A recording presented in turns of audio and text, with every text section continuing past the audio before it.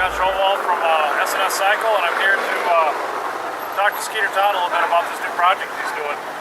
Like I said, this is Skeeter Todd, this is his FXR. Skeeter, what is this? Kind of explain it. It's got about a 3-year history. Yeah. When you introduced the X-Wedge, as you recall, I told you what's best with rubber mount. So that's what we did. We built the rubber mount FXR with the X-Wedge engine. And we used the 132 components so we have more displacement. And I've got a lot of friends in the business that generally are horsepower fanatics. One of which is Brian Olson from Rapid City, South Dakota. He owns Turbo Connection. So, 132 cubic inches really has a hard time getting enough air to run. So Brian hooked me up a turbo to run with it, trying to add some boost. So why a turbo over a supercharger? I chose a turbo over a supercharger is the turbo lowers the noise level of the bike without hurting the horsepower. It also has endless boost. So that's a good thing. And in this kit, what we did was we overdid it considerably. I see the size of that press box. The turbo isn't so oversized, but the intercooler is, and all the plumbing. The good thing about the project was that we were able to use S&S's fuel injection system, the throttle body, and everything from S&S that came with the X-Wedge engine, which was really a cost savings.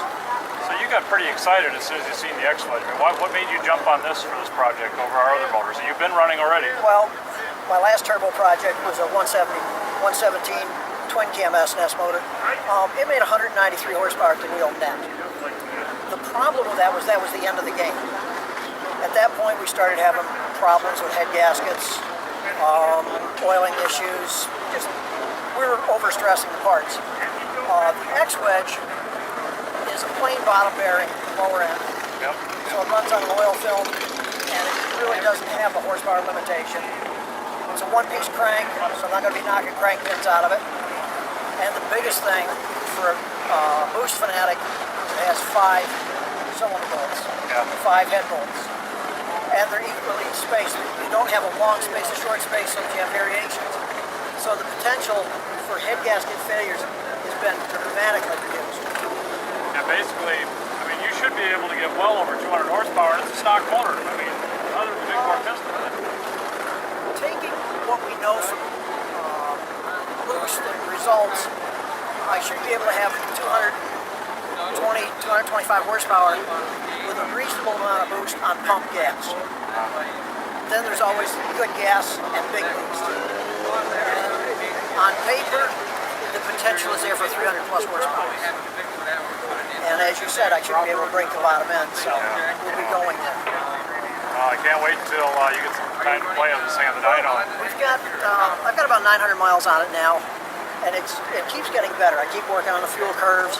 I had a couple of issues with some pickups and stuff that I had to solve because we went to a wide band instead of a narrow band system and things like that. But that's the price of being out of the front edge. You buy stuff and break it, or you buy stuff and buy other stuff because it didn't work. The one thing that stayed constant through the project is the X-Wedge engine. I mean, the rest of this package is gorgeous too. You've got speed parts on here from one end to the other. Guys up at Rolling Thunder help you out with the chassis, or you were kind of. I've been in the motorcycle business for a number of years, as you know. And I learned something when I was growing up. When you buy things, buy good quality. I buy S&S engines because they last, they stay together. I use Baker drivetrain components. I use Rolling Thunder frame because I asked them for a particular component and they build it to my spec. And that allows you to do projects like this and get a result that you anticipate. And my wife wasn't monitoring the checkbook.